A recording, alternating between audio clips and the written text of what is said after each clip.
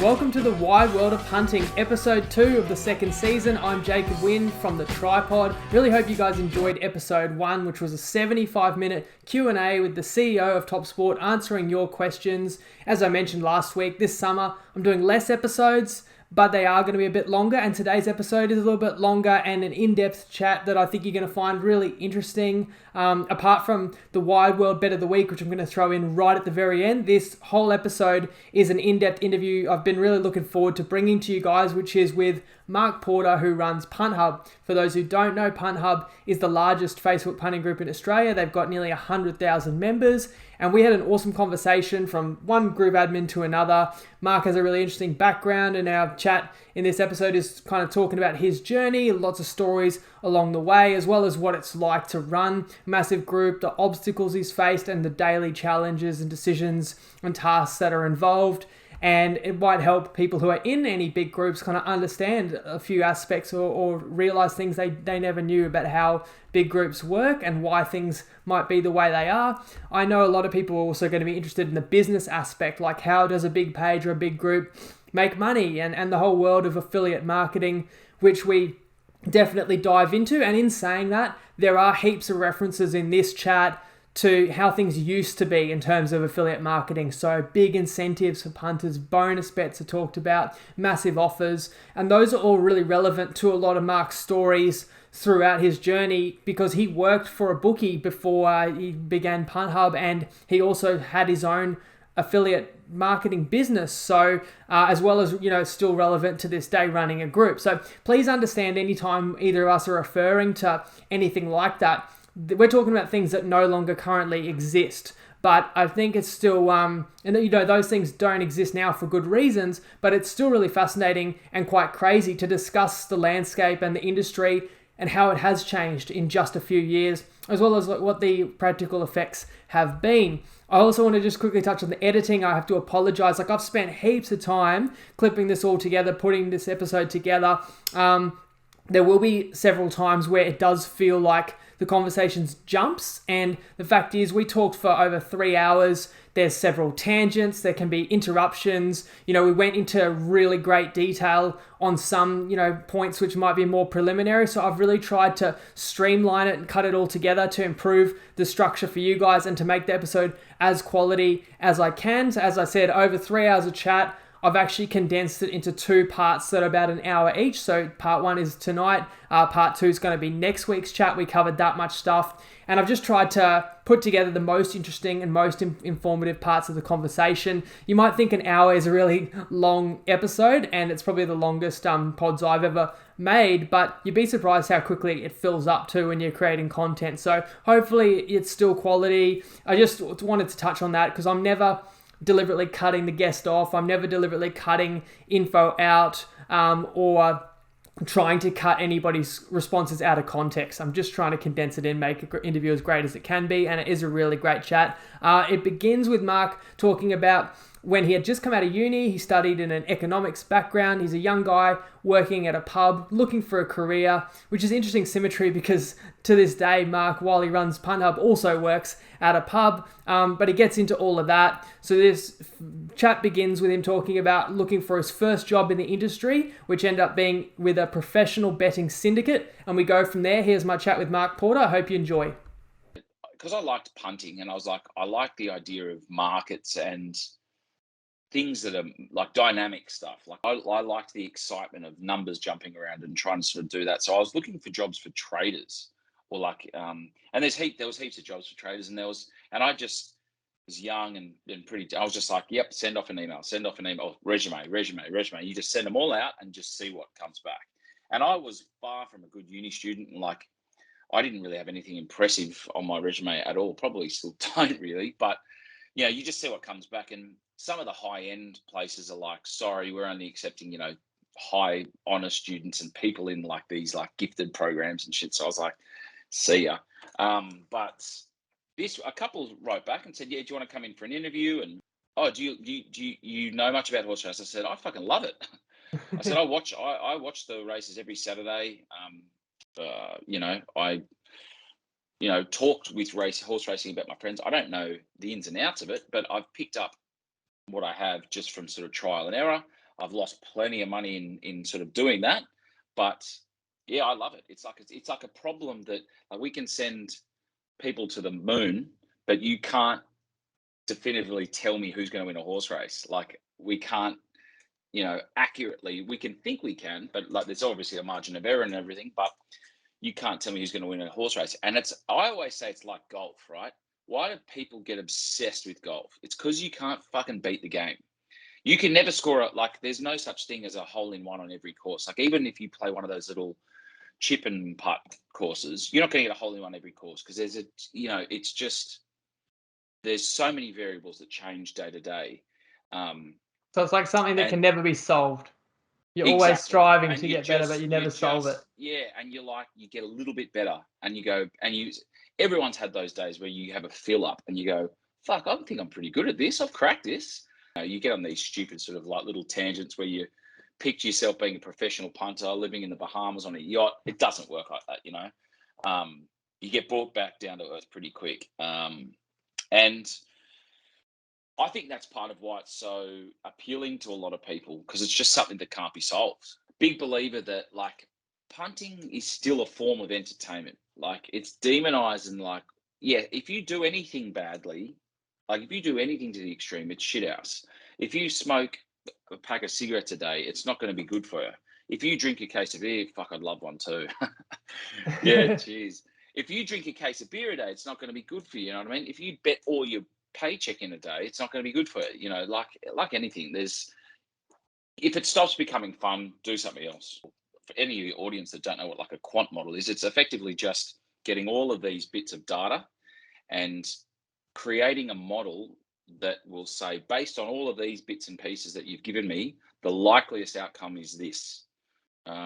So it sounds a bit tech and it's a bit intimidating, and some of it is very, very hard work. Like it's really sort of elite mathematics and probabilities and perms and comms and all that stuff. So but so effectively, if we paid a bunch of guys to sort of really scrutinize every video replay, and then we've got another bunch of guys that they compile that data, they send it to the quant guys.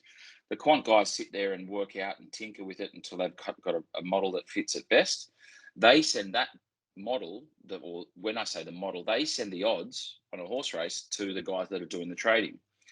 Now, I know with the place that I worked, they were kept totally separate. Like we didn't even know where they were worked. We didn't know any names of the people. It was totally separate. So all I would do was come in, I'd sit down, open up my screens. You'd get a feed from somewhere else, which you didn't know where, and you would trade around that. And they just kind of taught you how to do that. So the market's not dumb anyway. So the market's, it's not like they would come up with a horse race and have something they would think like this thing should be $6, but you can get $30 on Betfair. Like it's never that, well, in my experience, everyone's different. It was never that far out.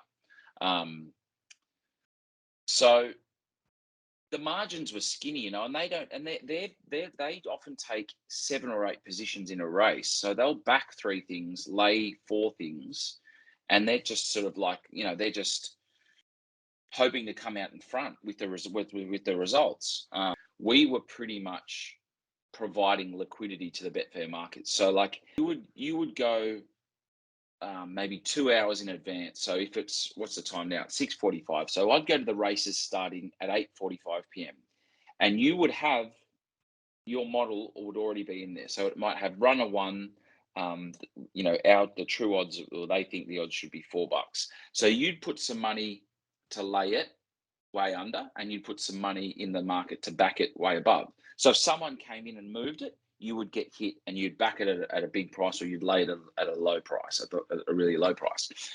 So that's what I meant by like we would populate those tiles. We were populating those tiles with the money. A lot of that money that you saw was from this one business, and it was like they would train you to not make it look obvious. So it's not like you wouldn't do the same number. You wouldn't do like 500, 500, 500. You just hit the keyboard and do 561 or 567, just random amounts. You know what I mean? You'd try to make it just, you'd hit like, you'd know that you'd want to put $200 and something there. You just hit 293.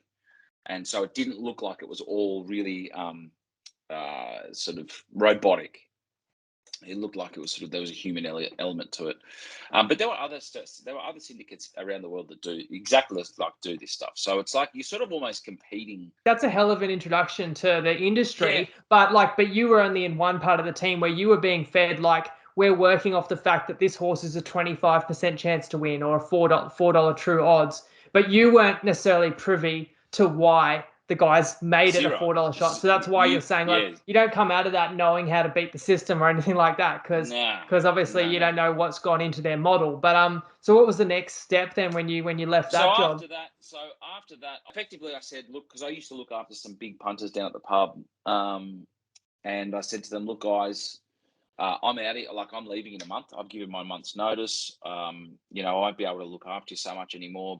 And when I say look after them, we just give them like they were putting a big amount through the tab. Some of them would come and get on the piss and play the pokies and stuff like so. They were customers that the pub wanted. So I would comp them, you know, steaks, meals, beers, whatever. Like,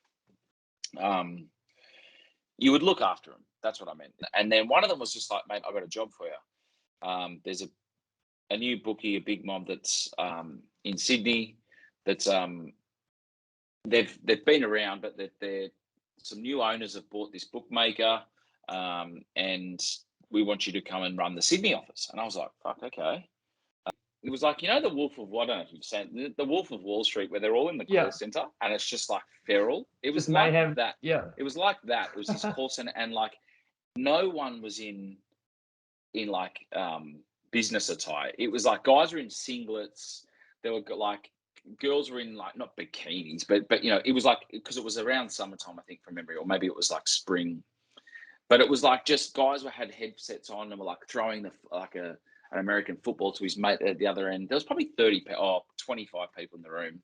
And here I am like a nerd with a suit and a tie and I walked in, I was like, what the hell? And like the whole place, it was like a record scratch and everyone stopped and like looked and I was like, hey guys. And it was just effectively it was a call center. Like that's all it was. And so I got promoted to like, I think my title was like VIP BDM, meaning I've got to try to find and look after like VIPs, which let's not beat around the bush. You're not a VIP if you're a winning customer, right? Or if you're sharp, you're not a VIP. So I'm looking after, and people say, oh, you know, what constitutes a VIP? And some people say, oh, I turn over heaps. Got nothing to do with your turnover.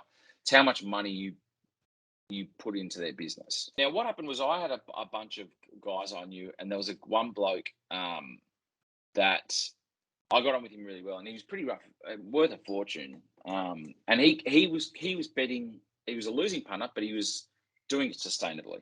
So the amounts that he was losing would probably make some of our eyes water. But for him, it's nothing. If you've got assets and a business valued at sort of like a couple of $100 million, it's not even a drop in the sort of the ocean sort of thing for them. He was a funny bloke. He rang me and just said, Marky, some fucking flea at Ladbrokes has got me number.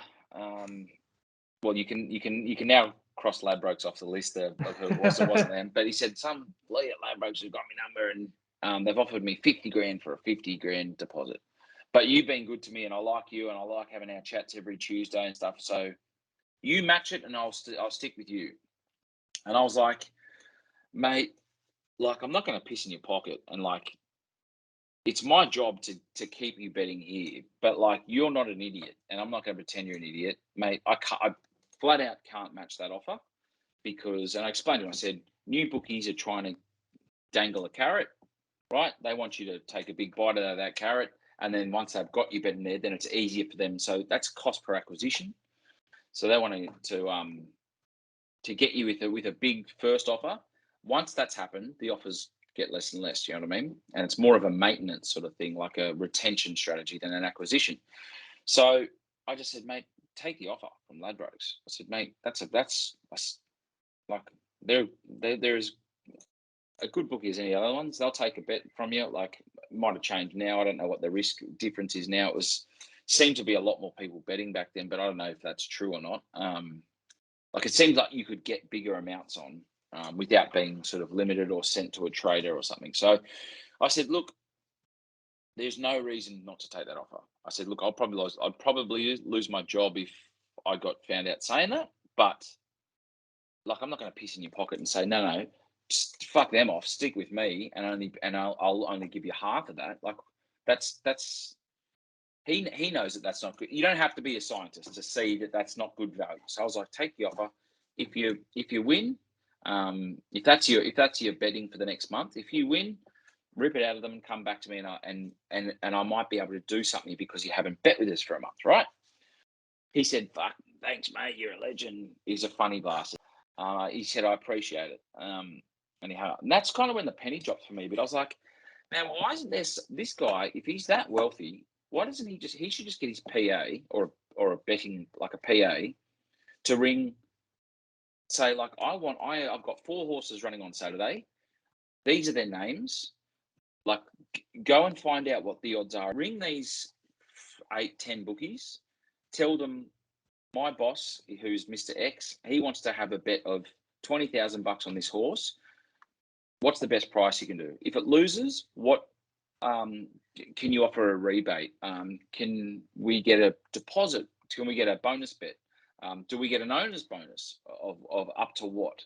So go and find out from all of them and see what that is, and then bring that information back to the customer, to the Mr. X, and say, here's what I found out. And then I was like, that's a business. That could be a business.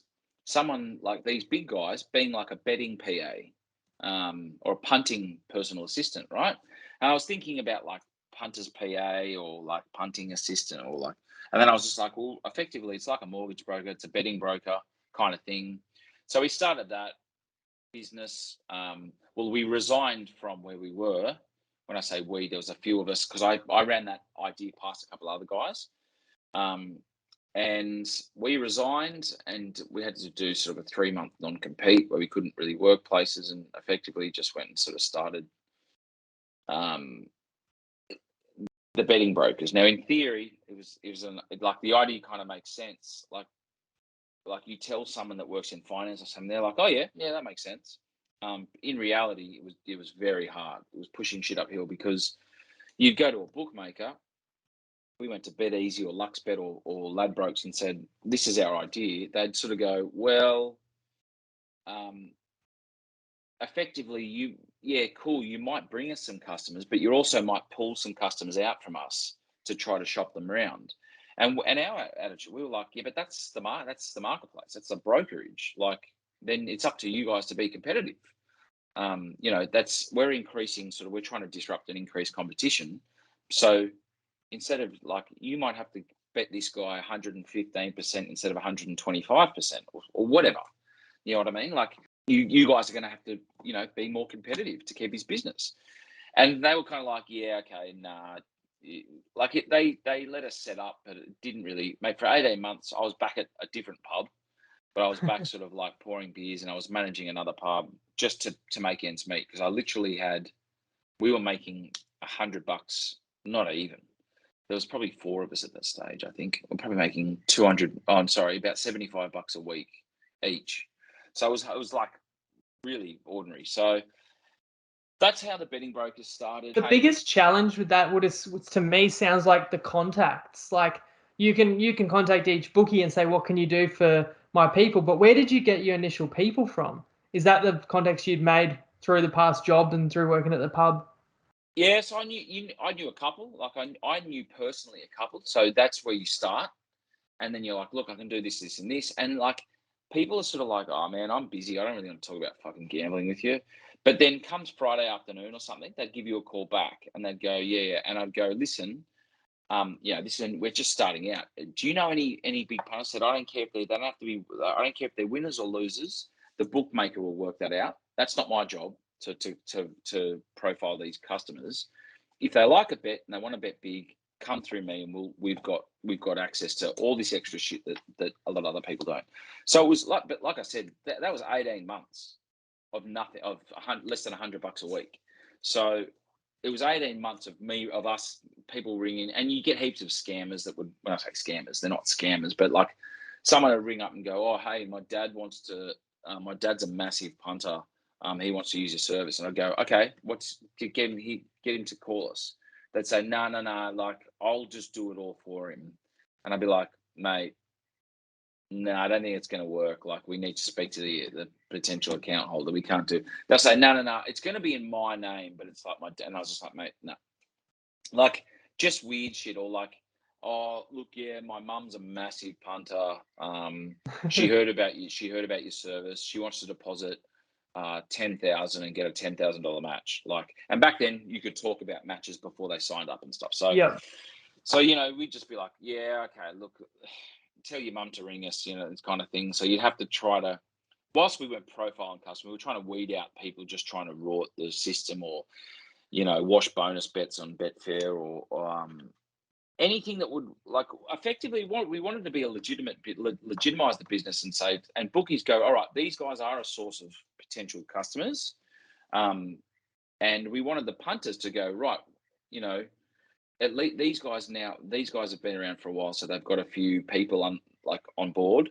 So effectively, it's purchasing power, right? If you go up to and ask for a discount on a bottle of milk, the milk bar might say, "Nah, mate, it's $3."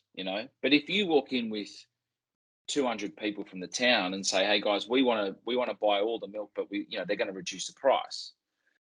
They're going to make it cheaper for you and better for you." So that's kind of what the idea was. I was like, if we can get a mob of 50 or 60 good punters, and they don't have to be losing punters. They can be like, this is also before minimum bet laws. So they might be generally sharp on NRL, but just get on the piss on the Saturday and bet on the horses.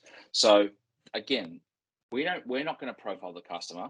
That's up to the bookie. The bookie can put the restrictions and stuff. And that would happen. You get customers that bring us back and go, hey, listen, you guys are meant to be brokers. Like, we signed up with this mob, and or you recommended us to go here, and they've turned off my trots bets. Like, I can't get on the trots. And I'd be like, look, guys, I mean, we'll have a word to them. But effectively, there's nothing. It's their call. It's their money. And we might call the bookmaker, and the book would say, mate, the guys had 5 bets on the trots. He took $16 and they jumped at $6 or something. Like, he's too hard to beat. He's going to beat us. So we're just going to, and we might go back and say, look, they just said you're too good on the trots. Happy to take your belts elsewhere, but trots, they said you can go bet somewhere else, because they're not prepared to bet you, because either you get mail or whatever it is, but you're red hot. And then they might say, oh, you're all the fucking same, blah, blah, blah. And I'm like, look, mate, it is what it is. You know what I mean? Like, that's, you can't, they've got a book to manage. They've got risk to manage. I understand it would be frustrating, but it is what it is. Until there's laws that prevent them from doing that, you're not just going to have a bookie that just gives away money. But that is also something that's confronting, and a bit of a dirty little secret of the industry that a lot of people don't know when they get into it, is that, like, you can lose as much, like almost unlimited amount on any given sport or racing. But if you start hitting a certain winning threshold, the bookie's perspective is like, well, we're not in the business of giving out free money, so they can restrict you or cut you 100%. off. Like, I was like, my mind was blown when the first time when that happened to me. I felt, how can you do this to me? Like, that's not right and stuff. And then you you try and see it from their point of view, and I suppose you can see, like, yeah, it's like you're a customer for a business, and if they don't want you, they're not going to have you. But you'd like to think that. And my ultimate thing is, I just think it's important that everyone shares knowledge and information, because if there's transparency and if everyone, at least understands what the deal is, then it's in the bookie's interests to treat customers better,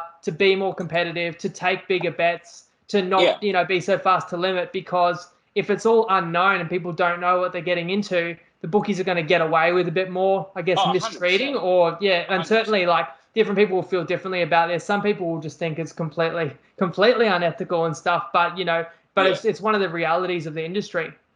Yeah, and all I can say to that is, like, if they're that, like, go and start, and you can go and jump on Betfair and save up some money and start a book, like put a bank into Betfair and start laying horses and backing horses and stuff, and see, like, it's not easy, and you'll start managing risk, and you'll work out how much you can bet, how much you can lay and stuff. Like, they're effectively doing the same. And I understand that the downside is that you can lose unlimited. And the upside is you can only win what they're prepared to lose, right? To you, right? Now, should there be, I think there should be minimum, like there should be minimum bet laws on every price that goes up if they're from a bookmaker. Yeah, I completely agree. Yeah. Yeah, on anything, right? There should be a minimum bet law. So if they want to offer player props, they should not put that bet up until they're they're happy to lay that bet that price. And what they say, like what I've seen is like, well, they say, well, we run a business. It's an entertainment business. It's for recreational, and they use the word recreational, which kind of is synonymous for them, like with a losing punter. So then they say, well, you're winning, so you're not a recreational punter. You know, that's like what they'll say. And certainly, when you sign up with someone, you agree to their T's and C's, and at the end of the day, you can't 100%. argue too much. Yeah, 100%. So those are the that term recreational it's a bit of a cop out, really. Do you know what I mean? Yeah, 100%. But I read this somewhere. I think wagering is one of the only contracts between. It's like a really weird contract, right, between like two parties, where both parties like acknowledges, like I shake your hand for the bet, acknowledging that you're wanting to inflict financial damage on me, and I'm trying to inflict financial damage on you. Yeah. Yet, like that's the agreement. So we're like, right, I hope you lose, and you're like, deal, I hope you lose. I think it's one of the only contracts like that exists kind of like that. So it's a very weird situation. The betting brokers, like, we've got this brokerage thing going on. Look, I can look after them if they want, and we get referred that way. Do you know what I mean? Or like we would own a horse. We'd own 5% of a horse with a trainer, and we'd say to them, do you want us to look after these guys punting? Like we can get owners bonuses. And he'd say, yeah, I can send them an email. I mean, back then doesn't seem long ago, but it seems a lifetime ago, if that makes sense, because you could email someone and go, hey, listen, this is what I can do. We can get this at LuxBet, this at Sportsbet, this at Bet365, this at this joint. I can ask, I've got a couple of guys I know that work at William Hill. They might be able to slip you 500 without even a deposit. Like, that's just so illegal now. It seems like it seems weird to think that you could do that, but that was how it worked. There'll be some people that are so disappointed that they can't get that now, and they just wish there'd be such a shame that they missed out on those days, because they would love that sort of treatment. And there will be other people listening right now, like outraged and kind of disgusted at how it used to be as well. And complete. And I definitely, even though we both, and I guess you're talking about starting a business and having a lot of people and talking about making money. And I understand that you're talking about making money through affiliates, but we haven't really dived in exactly how that works, but we will later in this chat. And as people who make it, even we can see, like, you've got to do it ethically, and like we support, the stricter regulations. Yeah, it's fine. But I think now they've got sort of algorithms that trigger red flags. If their betting stakes increase rapidly, if they start depositing multiple times, if they're betting on sort of next to, I don't know. I'm just guessing. But, there's more of that protective, those protective sort of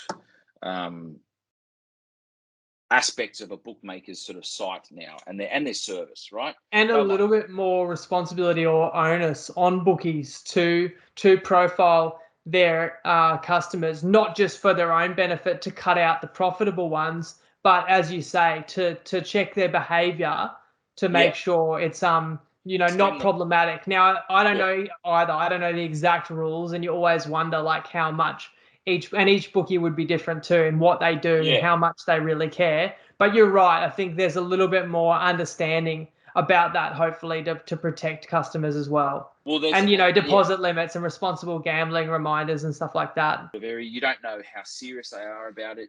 If you don't know if their intentions are true or they're satisfying regulators. Yeah, the way I think about it is like, it's good to know that hopefully there is some consideration on that side, but I wouldn't trust that wholeheartedly and not try and look after myself either.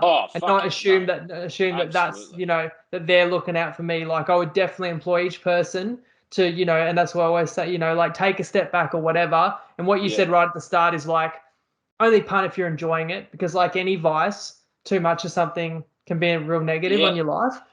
Like me personally, like I really do try any tip I give out ever. I'm really trying to think like if you were backing this long term, it would be profitable. Like that's my filter, Yeah. my process, right? But some people just expect profit, and that's you're just not realistic for so many bets. And that's where I think it's important that people see it more as if you are losing, it's a price of entertainment.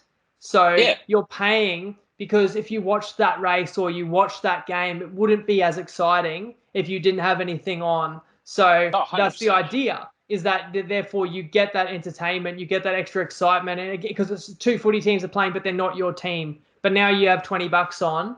Now you care about the Yeah. result, and whether you win and double your 20 and it's 40, or whether you lose, well, you could have gone and seen a movie and spent $20 and been 100%. entertained for 2 hours. So that's the way I think people can look at it. And then I think of it like the tripod. It's like, well, if you're already having 20 on each game to make it more exciting, well, you're still a little bit better off if you're on the right side more often than not. But Yeah. that's up to you. But maybe you got to back some unpopular sides, or in racing you got to not back the favorite and stuff. Like if you want to be more profitable, but that's a different argument. It's kind of like we all know how to lose weight, or we all know how to get a six pack or whatever, but not everyone wants to do it.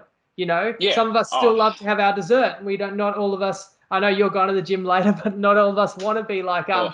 working out 3 times a day or whatever. So I think it's cool that the information's out there for people, but not everyone should expect the best results unless you using the best possible behavior for optimal outcomes. Yeah. And I also, look, I say this and I happily say it. Like, I love the NRL and I'm shithouse at betting on them. Flat out crap. Right. But I bet on the NRL because I love it and it's fucking fun.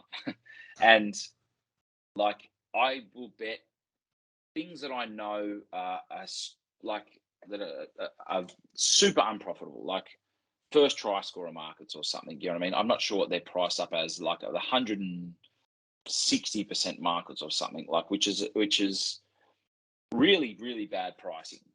But I don't like. I'm not. It's not an investment. I'm putting $50 on the same game multi because I might be going to Homebush to watch them. We try something in Punt Hub, and I've still got to get to the idea of how we started Punt Hub. But we've got a thing that we're trying to do once a month, the Captain Sensible, where we're just like, look, guys, just take a step back. If there's nothing on, like Monday nights are pretty dead. Do it on a Monday, right? Towards maybe at the start of December or the end of November. Sit down and go, right.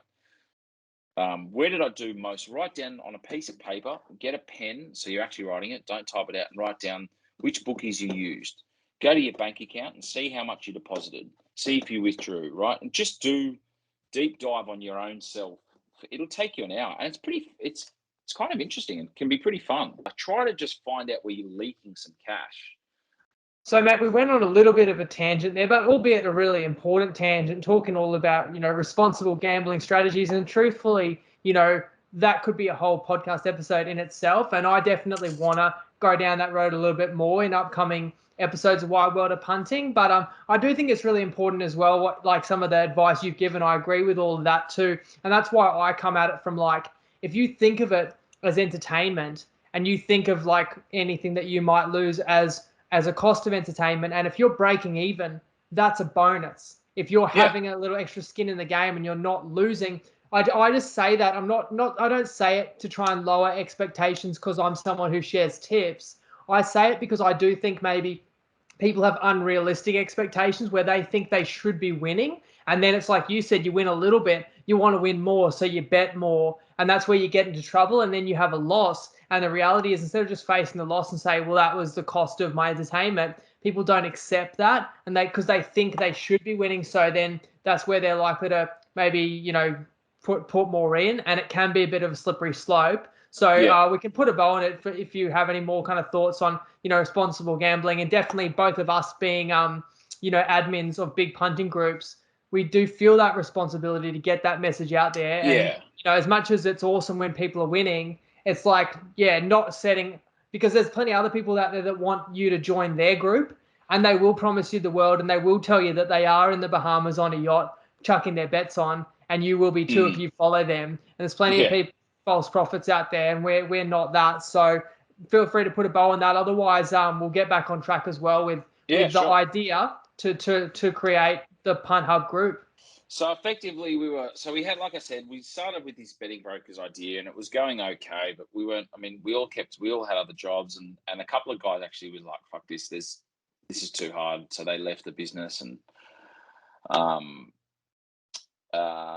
we were sort of sitting around. A couple of us were drinking, having a And few this would beers. be about, for context, about 2015 or No, a bit later, I reckon. a bit later. 17. Yep. I reckon Yep. Yep. 17. So 2000, because remember we didn't really do any, like the business was shit house until sort of 18 months starting. So yeah, it would have been 2017. We were like, let's just start a group and um just for your everyday punters, for guys like us that are just like, someone will say, oh, this horse is running today. Like we didn't really use black books and stuff back then, but like, I mean, they did exist. But you know, someone sending you a text message, I don't even think there was WhatsApp. I don't even think WhatsApp existed in those sort of big group chat group things. So we just want to like, let's just, when you're down at the pub, because I've worked at pubs, when you're down at the pub, how good is it on a Saturday when someone's like, right, what do you like in this race? And so everyone will be like, there'll be like four different guys that have a different opinion, and you're all cheering over something different. And you're screaming. One of you wins and buys someone a beer. Like it's kind of that fun, blokey sort of, that kind of feeling. And we were like, what are some like cross things that we can sort of joke about? So then someone was like, well, porno. And we also laughed. And someone was like, boys, fucking Punt Hub. And I was like, that's fucking piss funny. That's a cack. So we kept drinking. We were laughing about all the funny things. You could be like tips of the week. You could have him on the casting couch. You could have all your different like fucking your different type of, instead of like all your different fetishes on the porn sites, you can have like your trots if you got a trot fetish, if you're thoroughbreds. And we were laughing and stuff, and like we thought, yeah, that'll do. And so we went ahead with it. And it just grew really quickly. Now we had a couple of guys that worked with us then that had some other big groups. So there was one Like NRL sledging, I think. Yeah, that one. Yeah. That was my boy Jai and Scotty Millwood and stuff, and they were like, and my admins are really cool, great guys, all fucking legends. So hopefully they watch this and they know that I've said that. But yeah, Shout out to those boys. You can't, yeah, you can't run a group without your admins, that's for sure. Yeah, big shout out to them. Very funny guys, very, very good guys. Anyway, we were just sort of like, we leveraged their groups a bit. So we were like, oh, do you want to put a link up in this? Like, you know, if you like a punt, you like a yarn, and you want to share some tips or get some tips, or just ask about shit, come in here. And so it grew really quickly, like really quickly. I think at the start we're getting like 5,000 new accounts a month, but like, again, it seems like a lifetime ago, even though it's like only a couple of years ago. Like we just said, like you've got to be 18 and over because it's gambling related content. And I think we lost that first group. So Facebook we woke up one day and it was like, bam, gone. And like, I'm sure that you would know, or if any of your audience don't know, if anyone doesn't know, Facebook doesn't have like a helpline or a live chat or like a phone number you can call. Like it's just all done by like they call them like leaving a ticket or like opening a ticket, which is like you report a problem and then you just have to hope that they get back to you. So the customers, like the service, and I know this will probably go out on Facebook and I might get fucking Zuck turn up on my doorstep with with a knuckle sandwich for me. This is going out to the metaverse. Yeah, exactly. So look, it was just hard and we lost that, and I was like, okay, whatever. And you would have had 10,000 or tens of thousands? I think it was 15 at the start. Yeah. 15,000. Yeah. But do you remember that? Because I was going to ask you about that there was a wave of pages and groups getting deleted by Facebook. We suffered it, same as you. That would have also been 2017, wouldn't it? Or I reckon, 2018, around then. Yeah. And the reason I think it just happened was just like they just kind of would have their keywords that they just kind of decide to key in on, and just kind of bots can just sweep through and just remove everything. Because we got it as well. I remember just like a Sunday night, just trying to log on to the Tripod Facebook page and seeing a notification like your page has been unpublished. And the reason is, and it was like for publishing gambling content without permission, because it wasn't as if there was no gambling content on Facebook. Facebook still had Sportsbet with, with 1 million people following that page or whatever, and still had sponsored posts and ads for bookies. Yeah, So for it's sure. like kind of like they're acting like all righteous or noble, like, oh yeah, you shouldn't be putting out gambling content. But the truth of the matter probably was that they didn't want anybody who could be benefiting in any way or making any money where they weren't getting a cut. Yeah, 100%. So where the bookies that advertise on Facebook are paying huge figures, if you even want to get that permission off Facebook, you're paying huge amounts of money for those sponsored posts that people see. But yeah, it's kind of like, yeah, it was a kick in the guts to like have a page or a group you've grown, and it just disappears overnight. Now, yeah, and as you say, there's nobody you can appeal to or nobody you can talk to. It's just gone overnight. Yeah. So that happened. I think we had like nuked it at 15,000, and then we did another one, and that got nuked even like really fast. And then we actually just left it for a while, and then we were like, no, we'll start another one. And that seemed to work, and that's where we're up to now. We've got like 93.7 thousand members at right now. So yeah, that was a kick in the guts, but we just passed through that. And you know what we did at one stage? We made several groups. They kept getting deleted, and then you'd have backup groups, and also not only that, other challenges were that like you'd be an admin and your account would get a ban, a 7-day ban, a 28-day ban. So then like your page would get deleted, and you couldn't even tell anybody. You couldn't like post on Facebook to say why. But so then other people were like working. That's actually kind of how we got some of our admins who, to this day, guys like Jeff and Dan, who a lot of the tripod community know well, they reached out to us at that time. And actually, there's way more. There's 10 or 20 other guys who I can't name all of them right now, but like they contacted us privately and said, do you need help? And we had like proxies that were like posting the tripod tips each week because we couldn't. But the funny thing I was going to tell you was we had an event called Pod Party, and it was an event that the date of the event just kept on getting prolonged into the future, and it basically served as the group, but it never got shut down by Facebook because it was an event, but everyone was just posting their tips in the event and stuff like that. Yeah, that's So cool. That's that was actually a pretty funny idea that we tried and got away with, and then eventually Facebook just stopped clamping down on that stuff. So again, at some point we did say, well, let's just try another group. You get a bit disheartened when that many have been deleted. But we've had the group that we've had's probably been up since 2018, same as Punt Hub now. But like for you guys to grow, you're approaching 100,000 members. It's the biggest in Australia. I think the name is catchy, the logo as well, obviously recognizable to a lot of young men. And that's catchy. And then I think that's cool, interesting for people who just like anyone out there who's trying to grow anything on Facebook, a page or Instagram, whatever, like that you did leverage connections that you had in other groups because that allowed you to reach more people. And then obviously there's also organic growth that once you get a few people in, then they're telling their mates because, oh, this is a bit of fun. They're adding that, and that really helps it grow as well. We wanted to be a place. I was thinking about it when we were growing so big. I was like, "Fuck, we've got to do something with this. Like, not just to cash in and make a quid. Like, I don't want to ever charge a punter anything, right? But I want to be the place to like, if you go to, and I was thinking about when I went to my brother's Bucks weekend up at the Gold Coast years ago. On the Saturday, we went to the Gold Coast races. We were all we had eyeballs hanging out of our heads, like we hadn't got much sleep the night before. And we were sort of rocked up to the race. We tried to dress up. We probably all looked like shit. And like people were like, "Oh, you guys know racing. Like, have you guys done any form?" I'm like, "Fuck no. We were up drinking till like 5 a.m. No, we haven't done any form." And then I was like, "Where can we get some tips? At your fingertips, right? Like Daily Telegraph or something, or I don't know what the Queensland one is up there that they've got, the Courier Mail."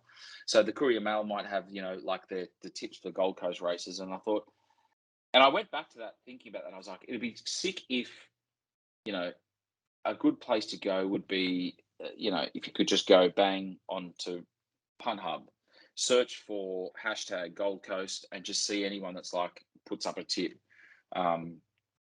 Now, again, in theory, that sounds great. In reality, it doesn't work like that, right? Like there's not that many tips up there, or people don't write people don't give a reasoning. They're just like, Gold Coast race 4, number 6, get on, unload.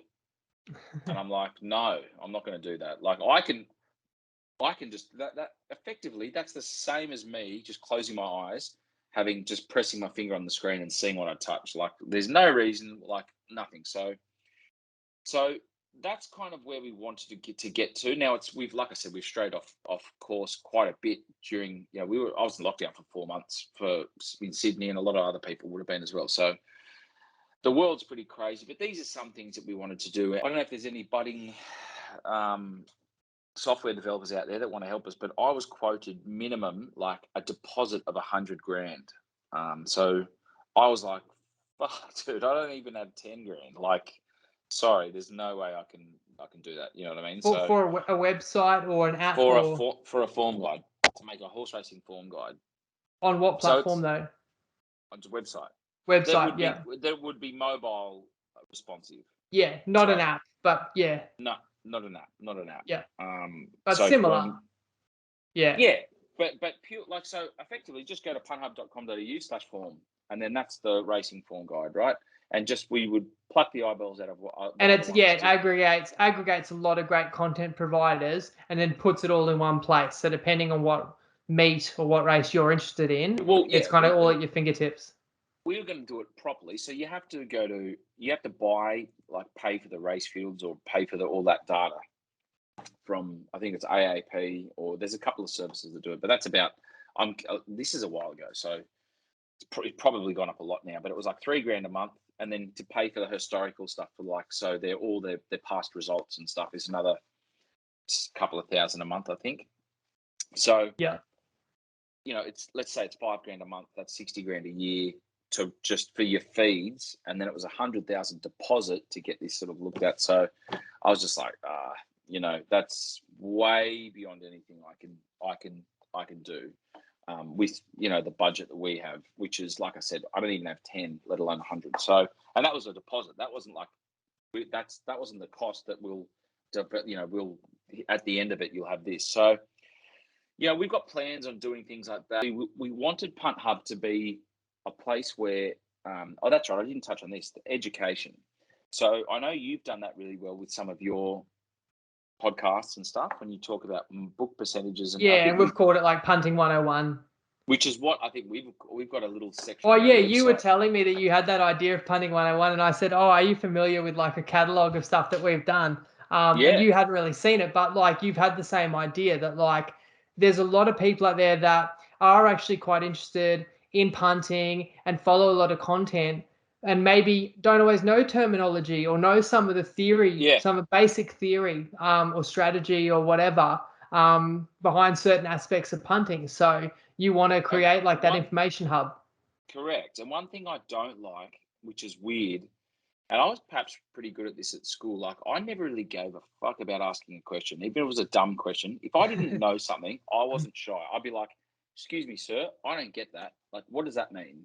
And it didn't bother me, right? Because if people are like, oh, you idiot, I'm like, well, it only takes him 30 seconds. And now I do know. So now I'm no longer an idiot. And the truth is, half the class is probably wondering the same thing. They just don't want to put their hand up. Yeah. So that never bothered me. Like, and it still doesn't. Like so there's so many terminology and numbers and figures and things on the form guide. There's still heaps of shit that I didn't know.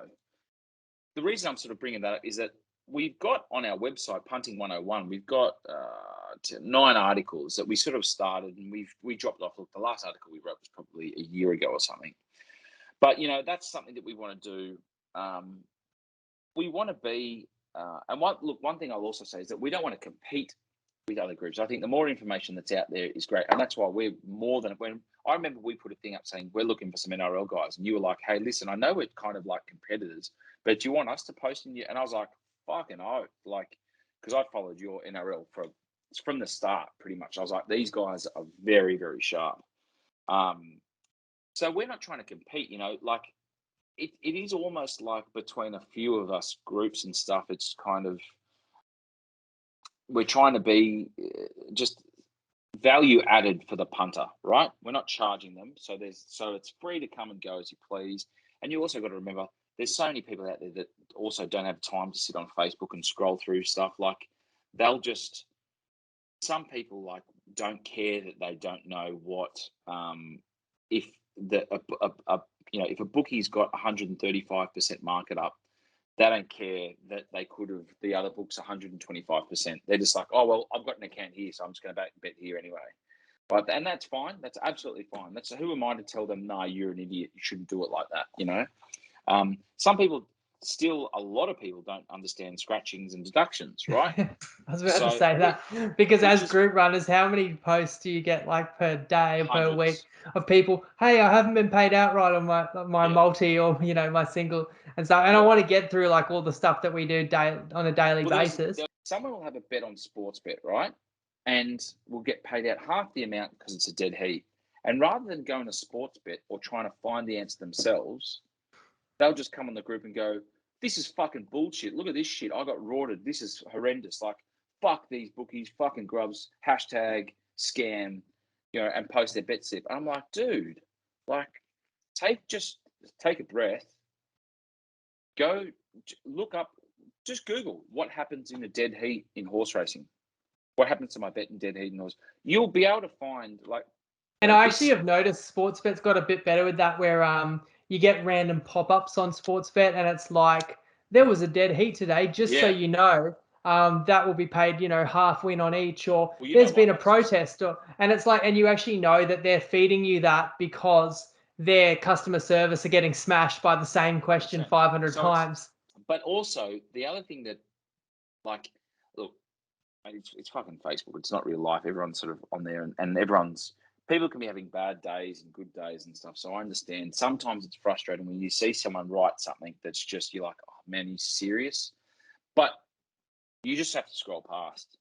It's just, you don't, like imagine walking down the street and walking past a cafe and you overhear a guy going, mate, check this out. I got fucking half of it. You wouldn't run up to the cafe and go, you fucking idiot. Like, don't you know how the fucking betting works? Like, there's no way you do that, right? But yet people seem like they think they should be able to do that and that's, I'm not going to get into that, although that's a thing that we're going to talk about. I'm not going to get into what people should and shouldn't be doing on the internet. That's what it is. And that's how it's developed. And like, there's, Instagram and Facebook and all these social media platforms, Twitter and stuff, are like trying to combat cyberbullying and stuff.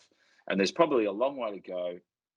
And no matter how many times you say to people, just scroll on by, buddy, someone might be having a shit day and they read something and that just ticks them off and they just go, you know what, you're a fucking idiot. And then it just unravels. And then there's a Facebook. Yeah, I mean, there's people out there that just like, whether they're bored or whatever, as you said, they're having a bad day, but they're picking fights and whatnot. And that actually feeds into like being a group admin. People may not appreciate how you are kind of like a school principal. It's like you're overseeing everything, and then somebody's not happy and there's a disagreement, and then this person said this to me and it offended me. And then if you don't come down hard enough on the person that upset somebody, then that person that got offended is angry at you. If you come down too hard on somebody, they say, oh, what a sook, all I said was this, and, they're stupid. And either way, you're the bad guy, because no matter what, one of them's not going to be happy. Exactly. But, people may not realize like how much of that goes on. And then somehow people actually hold like personal, like grudges against you or I, because we're an admin and we made a decision that involved clicking mute on somebody who was having a disagreement and got personal or whatever. That actually is a really interesting aspect of running a big group. But we'll roll through that because I had a few questions to ask. But also in the sense of like making it a hub of information, I thought something that you guys have done really well, which we've kind of imitated, because you talk about kind of group rivalry. Actually, I definitely did see you guys as rivals, and I think all the big groups saw each other as rivals. Touching on another topic, which is affiliates, which we will also get to more in depth, but it's like I used to have this mentality that like each person that might sign up to a bookie with you is like money that your business can generate. If for every sign up, we might make a kind of like a finder's fee or a commission.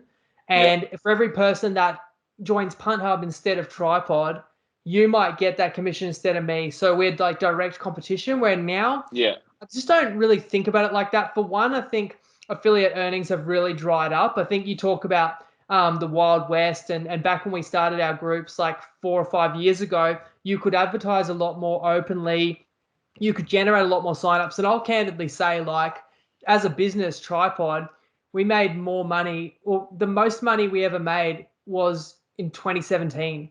And we made Yeah. nothing in 2015, nothing in 2016, didn't know what an affiliate was. Then there was kind of a gold rush of every bookie was trying to get market share. They were offering all massive offers, and you were getting like a cost per acquisition on signups. And I did see like any other group. And if somebody jumped into our group and said, "Oh, join my group," you did see it as competition.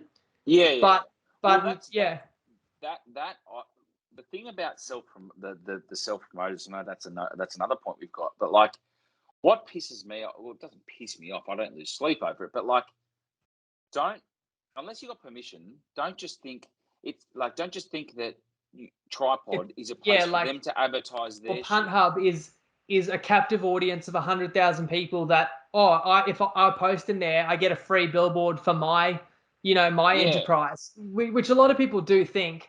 And then if you don't let them do that, then they think you're stopping me growing my business, or you've got something in out for me, and then they'll go and slander you or take it yeah, personally against you. But the problem is, we can go off track anyway because it's a casual conversation. yeah, But like yeah, exactly. but like people, if we were to allow people to say, this is my business, this is my page, this is my Twitter, this is my Instagram, this is where I tip, this is my WhatsApp, I made 3,000 units last month, join here, it's only this much PayPal, it would be an unbelievable amount of spam. Like it would be an unbelievable amount That's of all it self is. promoters.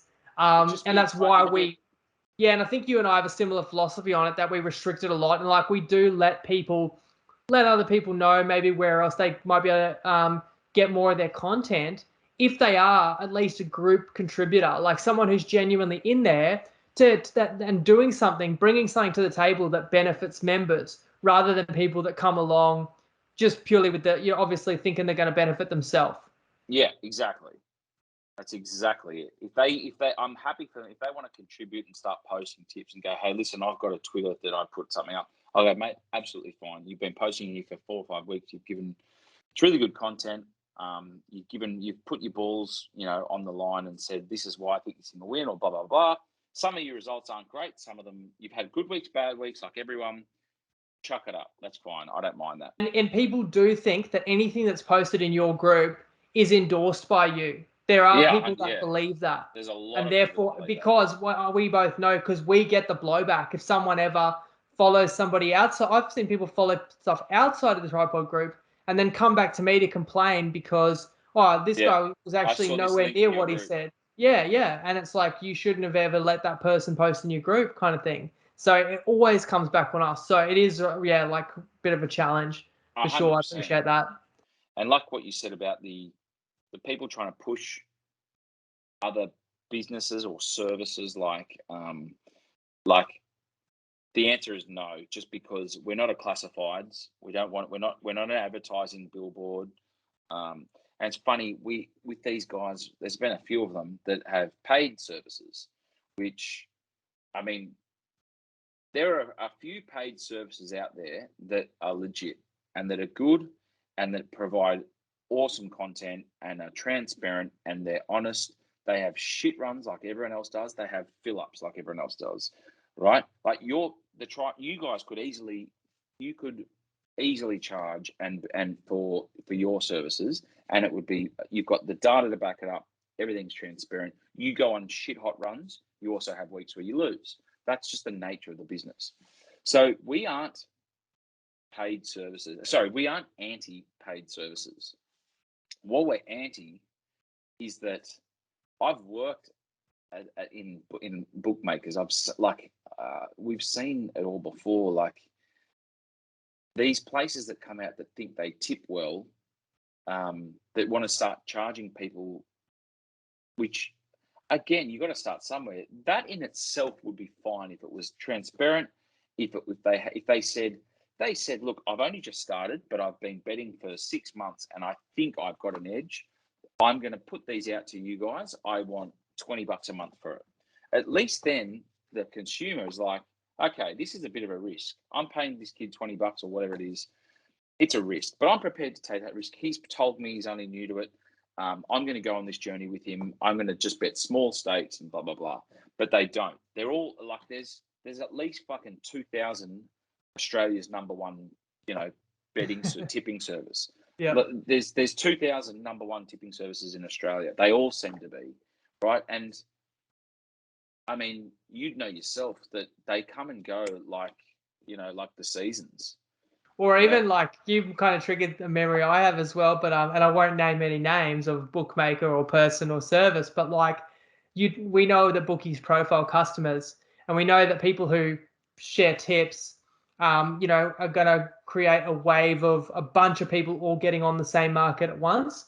The bookies are actually sophisticated enough to know that's a group of people that follows Tipster A. Oh, shit. Right? Shit, yes, and there's actually bookies out there that know, these are all people following Tipster A, and Tipster A's tips are not profitable. And they know that, and they're almost like chuckling away that like, here comes the wave. Obviously, Tipster A has just given out a tip on this sport or racing or whatever, and everyone's jumping on. And they know actually that the long run, these tips aren't even profitable. But I guess that's the thing about like small term sample size, and also just people promising things that are too good to be true. And I always think, how do people fall for it? Not that everything is a scam, but I do think people will believe what they want to believe. So if someone's telling them, you can make all this money following me, people want that to be true, so they will believe it. But going back to like running a group, my kind of stance on it is somebody will contact me, maybe not even contact us, just try and post. But if they do contact you, they'll say, I made 500 units on NBA last season. Like, you're dogging the boys if you don't let me share my page to the group. And my whole thing is always like, you're welcome to come and demonstrate your knowledge to the group. We do. Like, we don't want to hear. No. Yes, and like 99% of the people, when they get that opportunity presented to them, they don't. Or they, like, if a small fraction say, okay, and then they join your group and they tip for like a week, but if it doesn't go well, they just stop tipping. And like, hang on, but you made 500 units last NBA season. Wouldn't you be pretty confident in your method or whatever? Yeah. But so that's how I try and handle it, is like, we don't want to hear about what you've done in the past because it's completely unverified. And if I've got somebody coming into Tripod that says, I'm up 500 units on NBA, like before I joined the group, in a way, if they put that record in their posts, it's like what you said before. It's people may feel that's endorsed by us because we're letting them post that 100%. and tell everybody. So ridiculous. And the thing is, nobody's ever going to tell you about a bad run that they had before they joined the group. So it's all well and good to say, we've won our last 7 in a row.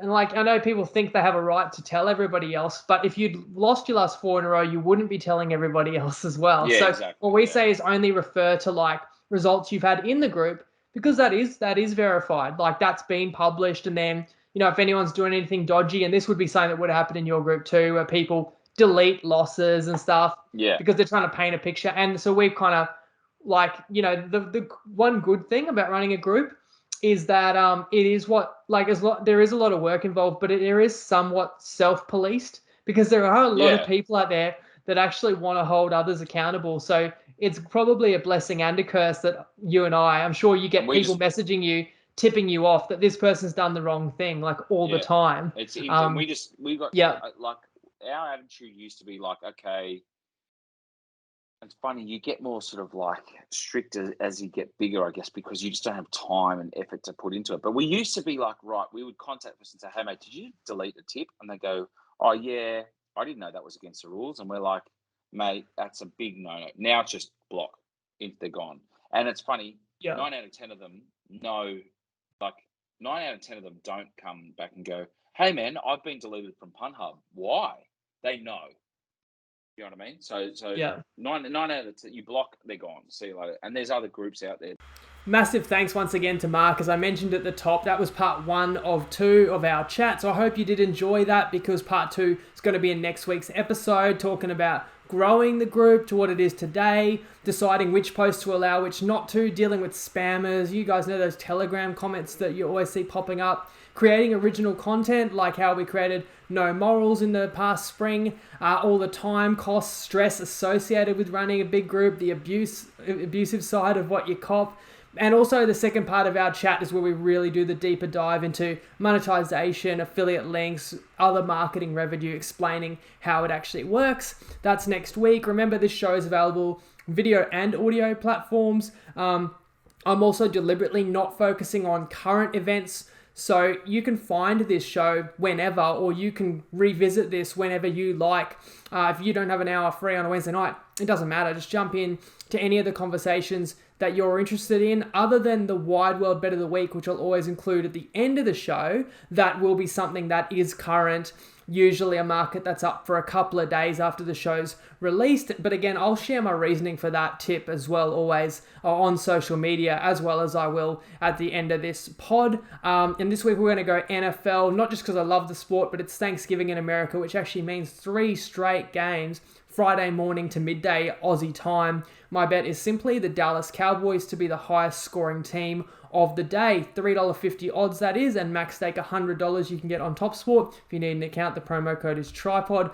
Toppy does sponsor the show, as you should know. Now, you may also know, if you know the game, Dallas do have a couple of their best wide receivers out, potentially a running back injury. I think that's built into these juicy odds we're getting. I also think it's offset because they've got a really good backup running back and a really good wide receiver who just came back from injury, which offsets those other losses a bit, getting back an important offensive lineman too. And actually, Dallas has injuries on defense, which helps their cause, because I do see that game against the Raiders being the highest scoring game of the day.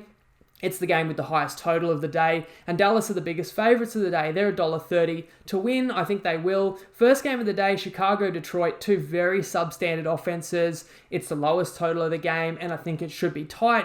So I'm not predicting a really high output out of either of those sides. Then you go to Dallas. They're coming off the offense's worst performance of the season, and that was actually against a Kansas City defense that got some guys back, really stepped up, and in front of a hostile and super loud Kansas City crowd. Now Dallas comes back playing in their dome and playing in front of their home fans, and I really just think quarterback Prescott, he's had an amazing year. I think the play calling, there's going to be real determination to have a big day.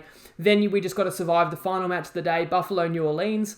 I look at Buffalo as being the biggest threat to this bet, but again, that's why it's paying $3.50. It's never going to be a lock, but in my opinion, the Saints have a better defense than the Raiders, and the Saints are at home while the Raiders are on the road. And it's a really important game for New Orleans. And you look at those two opponents, Buffalo and New Orleans, they both actually conceded 40 plus last week, which I think means they come in more focused on the defensive end, wanting improvement there and wanting to limit mistakes. So I think this bet gives us something fun to cheer on through the day. If you like the sound of that, it's under Gridiron Markets on TopSport. Hope you guys have a great week. Good luck if you're playing that with me. I'm actually getting married this week, so wish me luck. Although if you are looking at me, you can already tell I must be bloody lucky to find someone that will marry me. But I'll see you guys next week. Episode 3, Mark Porter Chat Part 2. Tristan will be back. Good luck with any of your punts. And Lego.